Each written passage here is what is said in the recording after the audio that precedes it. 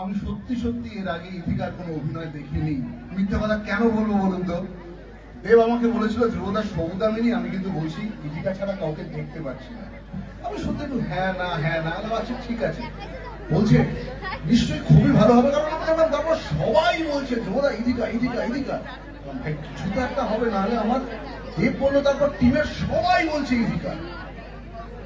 প্রথম শটটা দিল, বিশ্বাস করুন।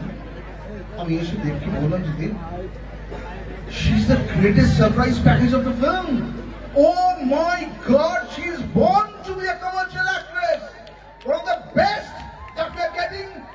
Recent and 11 কালের মতো এত ভালো কমার্শিয়াল অ্যাক্ট্রেস বাংলা সিনেমায় সত্যি আমরা দেখিনি। মানে এটা ও ডিজার্ভ করে। আপনারা যখন ছবিটা দেখবেন, ওর ফাইট সৈনী তো দুর্দান্ত ফাইটিং করেছে, এটা দেব বললো, আমিও বলছি। ইথিকা যে কি ভালো ফাইটিং করেছে দেবের পাশে, না দেবের পাশে দাঁড়িয়ে। আচ্ছা আমি একটু বেশি বলে ফেললাম বলে ওদের খুব দুঃখ হচ্ছে, আর বিশ্বাস করে ইথিকা সত্যি খুব ভালো করেছে।